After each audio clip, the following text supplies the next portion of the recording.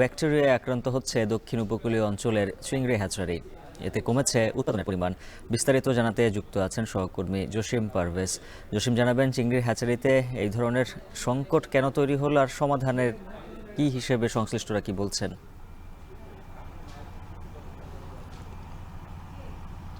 উজ্জ্বল, আপনি জানেন যে এই গলদা চিংড়ির আতুরঘর হচ্ছে উপকূলীয় অঞ্চলের এরকম হ্যাচারি।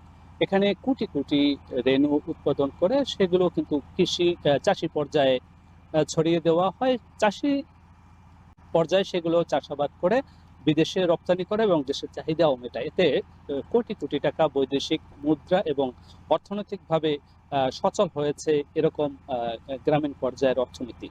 তো আমি এখন দাঁড়িয়ে আছি কুয়াকাটার জননী চিংড়ি হ্যাচারি। এখানে প্রায় গত ১ মাস আগে প্রায় ৫০ লাখ টাকার ১ কোটিরও অধিক চিংড়ি রেণু নষ্ট হয়ে গেছে। নষ্ট হওয়ার মূল কারণ তারা আমাদেরকে নিশ্চিত করেছে, সেটা হচ্ছে যে অতিরিক্ত তাপমাত্রা এবং অনাবৃষ্টি এবং ফ্যালামেন্টাস নামের এক প্রকারের ব্যাকটেরিয়া, যে ব্যাকটেরিয়া আক্রান্ত হলে চিংড়ির যে রেণু সেগুলো ফুসফুসে আক্রান্ত হয়, তারপর কালো হয়ে মারা যাচ্ছে।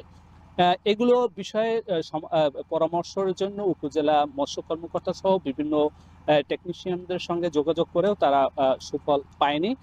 এতে তাদের ভিতরে এক প্রকারের ক্ষোভ সৃষ্টি হয়েছে। সরকারি যে মৎস্য অধিদপ্তর রয়েছে তারা যদি যথাযথ দেখভাল করতেন এবং পরামর্শ দিতেন, তাহলে তারা এরকম লোকসানে পতিত হতো না।